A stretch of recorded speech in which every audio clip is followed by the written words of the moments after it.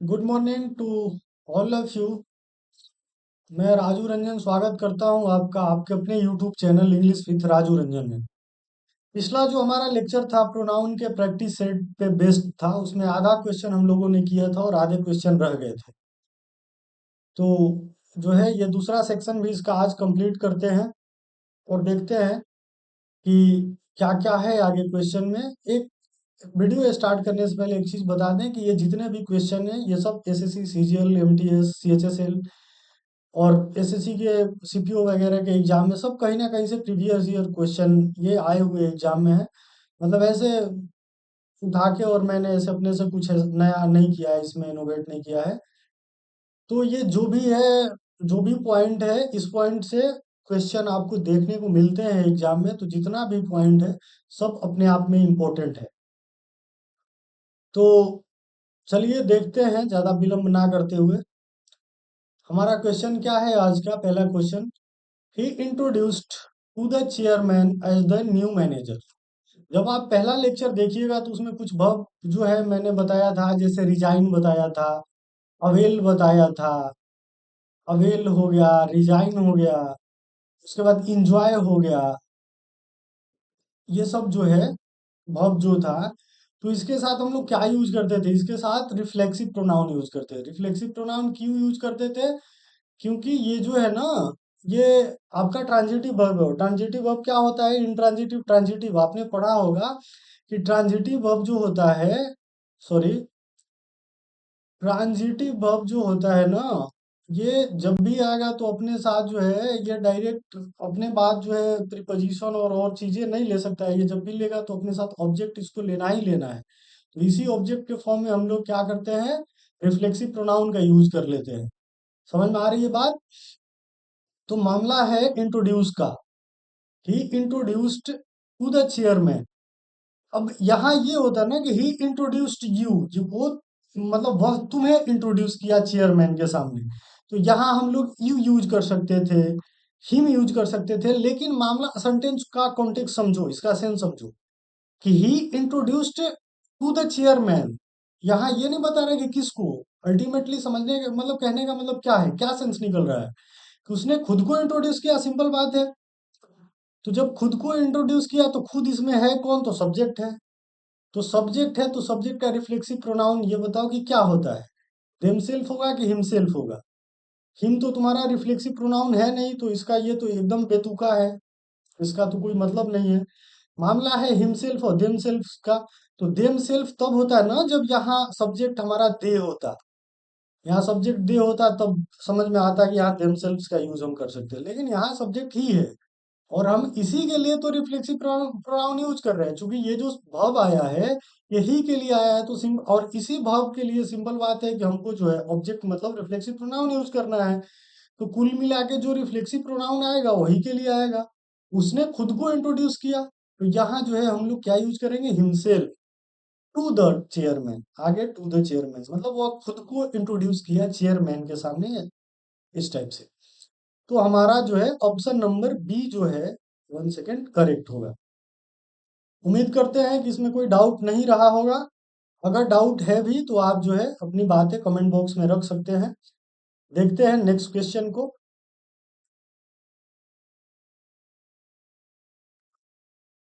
Every teacher and every student of this school is determined to do their best. अब यहाँ error क्या है? पहला है to do his best, our best, them best. इसका मतलब ये है कि जो चेंज हो रहा है यहाँ हो रहा है, यहाँ ये आवर देम। तो मामला कहीं ना कहीं इसी का है, और ये है क्या? अगर मैं ये पूछूं कि प्रोनाउन में इसका जगह ही, हिम, हीज, हर, आवर, ये सब क्या होता है? पोसेसिव एडजेक्टिव, पोसेसिव प्रोनाउन, ये सब बताया है मैंने। तो कहीं ना कहीं मामला इसी का है। One second.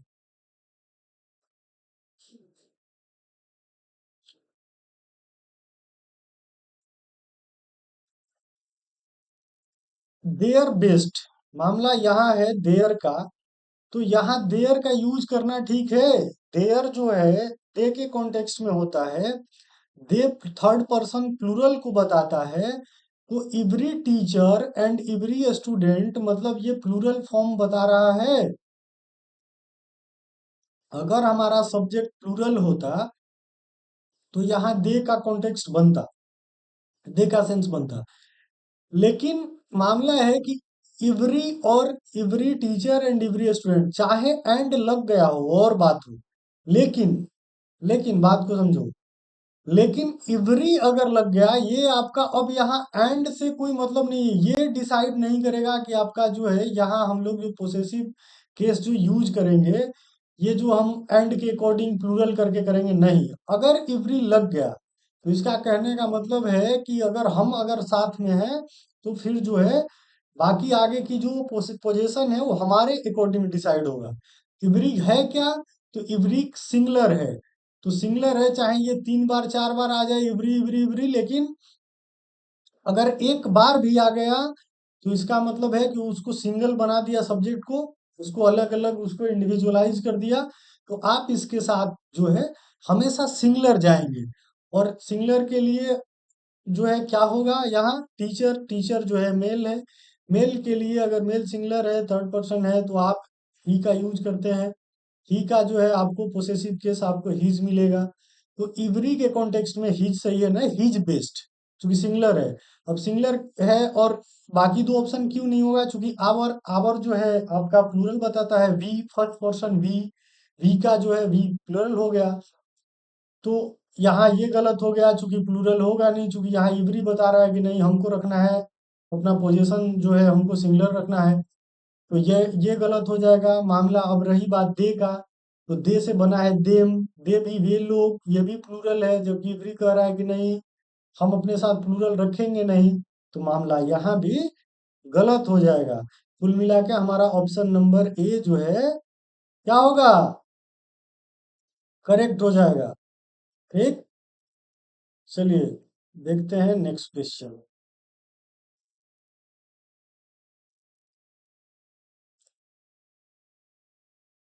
The boy whom you thought was a genius turned out to be fraud। Important है, रिलेटिव प्रोनाउन पर भी मैंने एक लेक्चर लिया हुआ है, आप जो है देख सकते हैं सर्च करके, relative pronoun by English with Raju Ranjan. यहाँ मामला क्या है, यहाँ देखो ये अलग अलग क्या चेंज हो रहा है, बाकी you thought you thought you thought ये तो तीनों सेम ही है।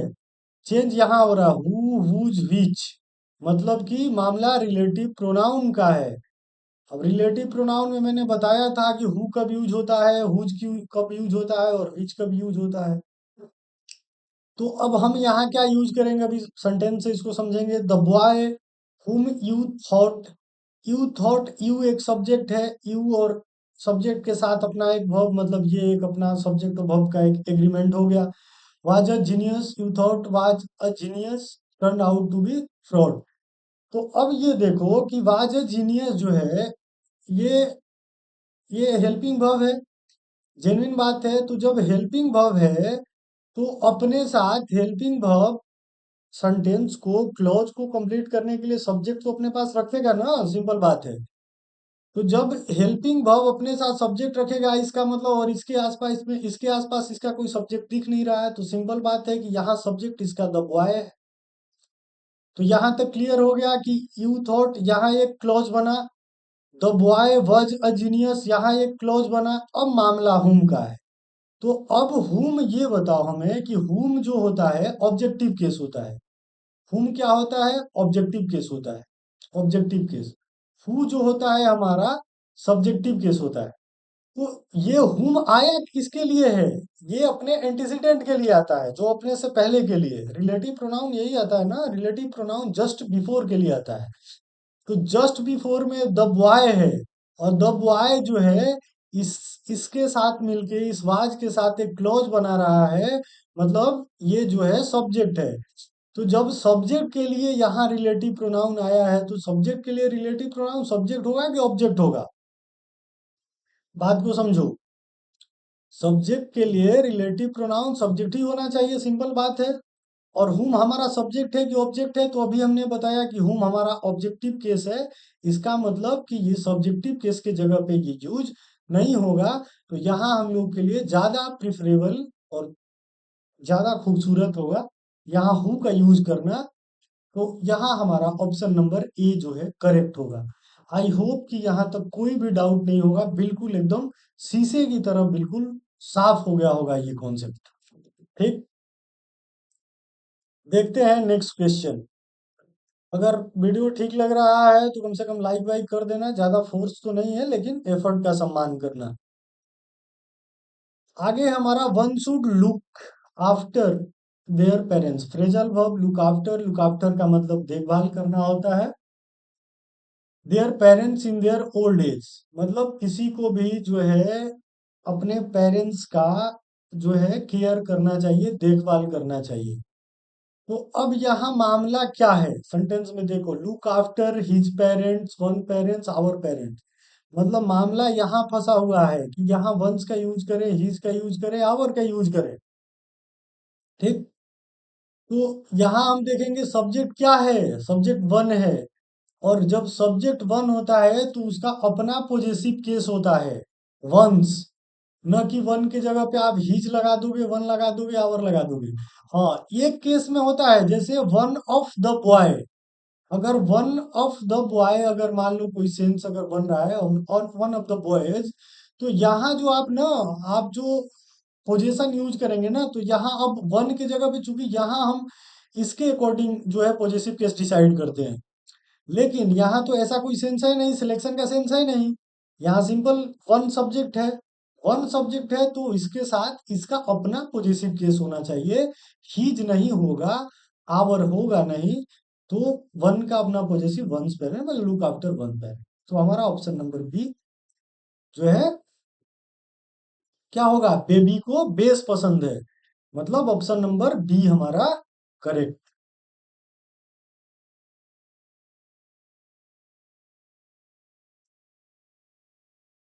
None of the two mountains is harmful to human health. अब ये बताया था मैंने कि आइदर का यूज कब होता है, नेदर का यूज कब होता है, एनी का यूज, नन का यूज मैंने बताया है इसको प्रोनाउन का, जब मैं डिस्क्रिप्टिव क्लास ले रहा था तो मैंने बताया है। जब दो में से एक भी का बात हो ना मेरे भाई, एक भी नहीं, तो यहाँ आप जो है ना नाइदर का यूज करते हैं। किसका यूज करते हैं, नाइदर का यूज करते हैं। ये नॉन का यूज एक भी का नहीं के सेंस में होता है, लेकिन कब, जब दो से ज्यादा में से एक भी का यूज, एक भी का, एक भी नहीं का सेंस बन रहा हो, मतलब अगर यहाँ दो से ज्यादा का सेंस बन रहा हो उसमें से एक भी नहीं, तब आप नन यूज करेंगे। लेकिन यहाँ तो टू दिया हुआ है ना, तो जब दो में से एक भी नहीं, तो सिंपल बात है कि यहाँ हम लोग नाइदर के यूज करेंगे। हमारा ऑप्शन नंबर कौन सा करेक्ट होगा, आपकी नजरों ने समझा प्यार के काबिल मुझे, ऑप्शन नंबर ए, आपकी नजरों ने, ए। तो जो है आइदर जो है दो में से एक के सेंस में होता है, वन ऑफ टू के सेंस में होता है, और जो है एनी जो है मतलब एक, मतलब बहुत में से वन ऑफ, मतलब मोर देन टू के सेंस में आप जो है एनी का यूज करते हैं। आई होप कि यहाँ तक क्लियर हो गया होगा। ऑप्शन भी अच्छे से जो भी था सब एक्सप्लेन कर दिया है मैंने। देखते हैं नेक्स्ट क्वेश्चन।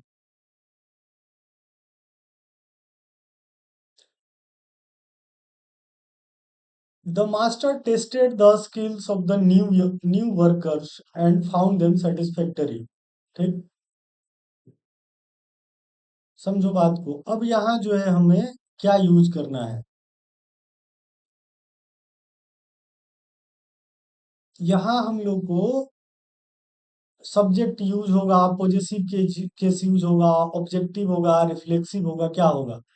ये हमारा सब्जेक्टिव केस हो गया, ये हमारा ऑब्जेक्टिव केस हो गया, ये जो है ये फिर सब्जेक्टिव केस हो गया, और ये हमारा जो है रिफ्लेक्सिव रिफ्लेक्सिव प्रोनाउन हो गया। ठीक, तो अब बताओ हमें कि इसमें हमें क्या यूज करना है। अब इसको पूरा सेंटेंस पढ़ेंगे।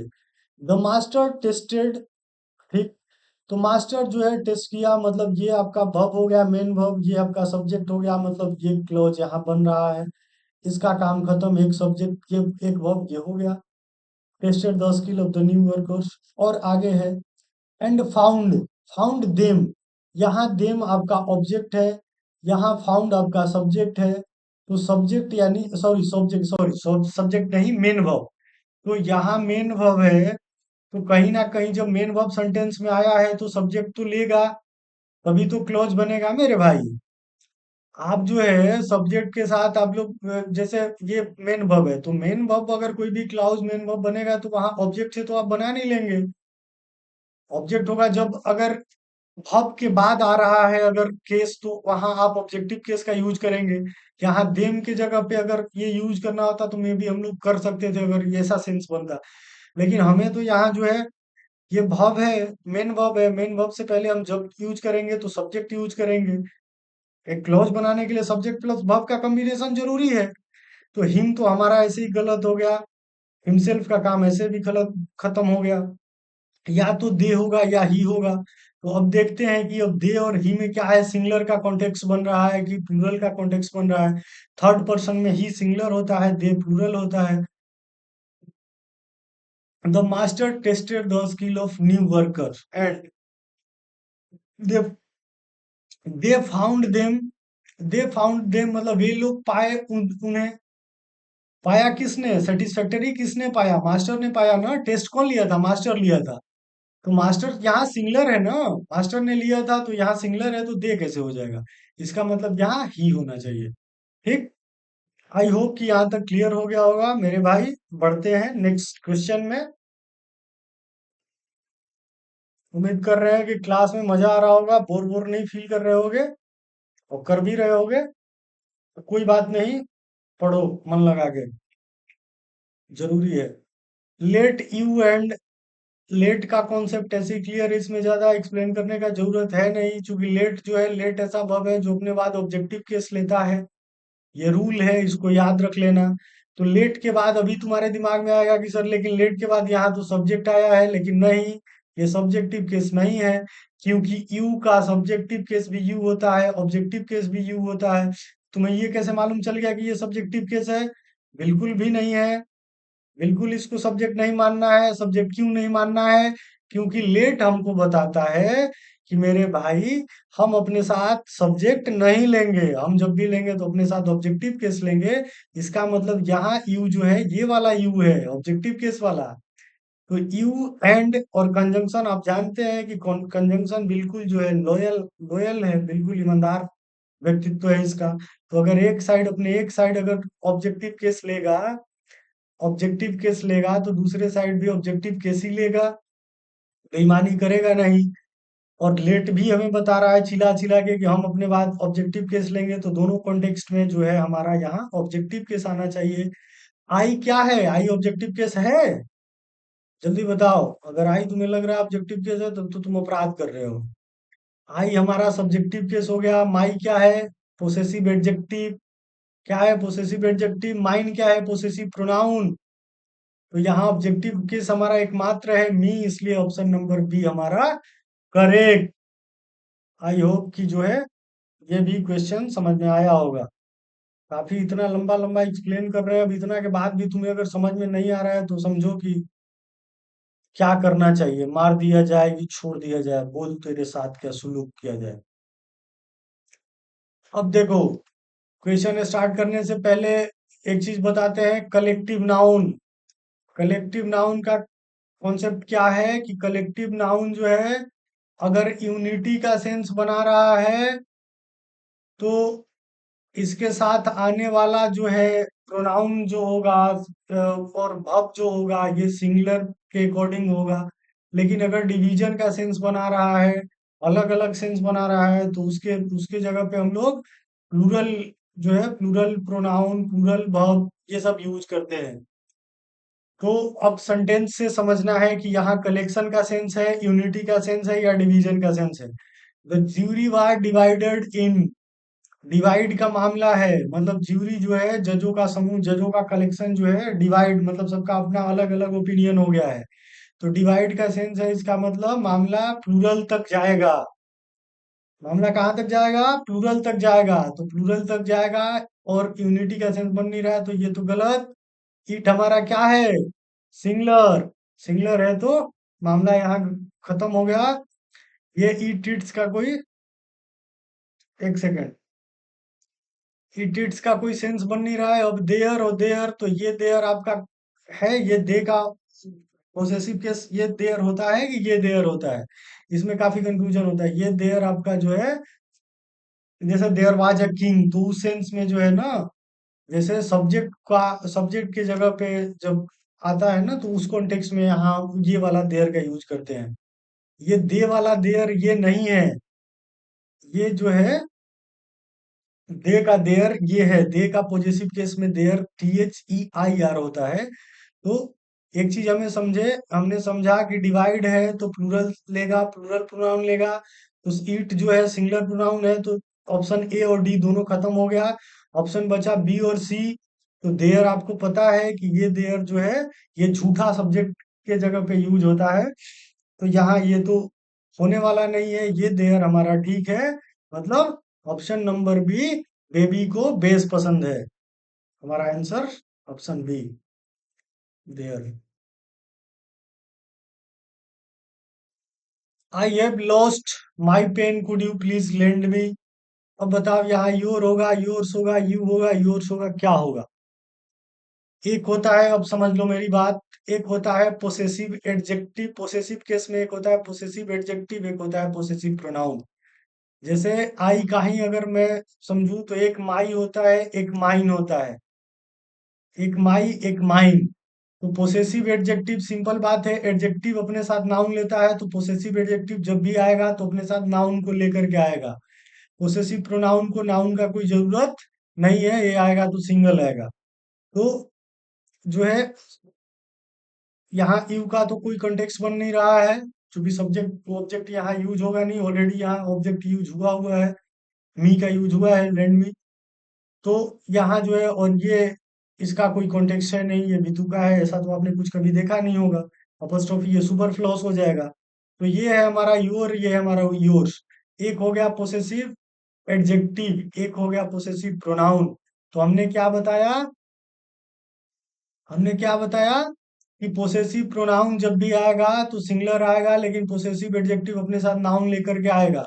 तो यहाँ अगर योर यूज करेंगे तो योर के बाद यहाँ कोई नाउन भी होना चाहिए, मतलब योर पेन होना चाहिए यहाँ पे। तो आगे पेन है नहीं है, तो पोसेसिव एडजेक्टिव का यूज नहीं होगा, मतलब ऑप्शन नंबर ए को खत्म करते हैं। बचा हमारे पास सिर्फ मात्र एक option, option number B. I hope यहाँ तक क्लियर हो गया होगा। The presentation she delivered yesterday was highly appreciated by the clients। अब हु का यूज, हुम का यूज, विच का यूज, हुज का यूज मैंने बताया हुआ है। हु जो है सब्जेक्टिव केस है, हुम जो है ऑब्जेक्टिव केस है, विच जो है अमूमन नॉन लिविंग के लिए आता है या सिलेक्शन के लिए आता है, हुज जो है पॉजेसिव केस है। तो अब यहाँ बताओ, प्रेजेंटेशन शी डिलीवर्ड yesterday, तो यहाँ पहले तो जो है ये हम लोग क्लियर कर लेंगे कि यहाँ सी डिलीवर्ड यहाँ एक क्लॉज है, और यहाँ वाज है, वाज एक बचा हुआ है, तो इसका मतलब ये वाज कहीं ना कहीं सब्जेक्ट का डिमांड करेगा, चूंकि हेल्पिंग वर्ब है। तो हेल्पिंग वर्ब को अपना सब्जेक्ट चाहिए, इसका मतलब प्रेजेंटेशन यहाँ सब्जेक्ट है। तो सब्जेक्ट है, तो इसके साथ जब भी आएगा तो हमारे पास रिलेटिव प्रोनाउन सब्जेक्ट वाला आएगा, सब्जेक्टिव केस का। तो हुम ऑब्जेक्टिव केस हो गया, इसका मतलब बी को हम लोग कट कर देंगे। हुज पॉजेसिव केस हो गया, ये भी कट हो जाएगा। रहा मामला हु का और व्हिच का, तो हु जो होता है किसके लिए आता है, किसके लिए आता है, लिविंग थिंग के लिए हु आता है, और व्हिच आता है नॉन लिविंग थिंग के लिए। तो प्रेजेंटेशन क्या है, प्रेजेंटेशन नॉन लिविंग थिंग है, इसका मतलब हम किसकी तरफ जाएंगे, चल चल चल, कैसे हो हनी सिंह का गाना, हिमाचल चल। ऑप्शन नंबर सी की तरफ, ना मत करियो, ना मत करियो। नेक्स्ट क्वेश्चन देखते हैं। Each of the girls performed, each of the girls performed. अब इसमें बताओ, देयर यूज करें, हर यूज करें, आवर यूज करें, हर्ष यूज करें। ठीक। तो पहले तो कुछ ऑप्शन ऐसे कट कर देंगे, जैसे जैसे सीधा इसका कॉन्सेप्ट ही समझ लो। ये जो है ऑफ है हमारा, ये ऑफ है, ऑफ के बाद जो है हमारा ऑब्जेक्टिव केस होता है। ऑब्जेक्टिव केस होता है तो यहाँ जो है हम जो भी यूज करेंगे, हम अपना जो है प्रोनाउन यूज करेंगे, इसके अकॉर्डिंग तो करेंगे नहीं। यहाँ यूज करना है सब्जेक्ट के अकॉर्डिंग। ये क्या बन गया है, सॉरी।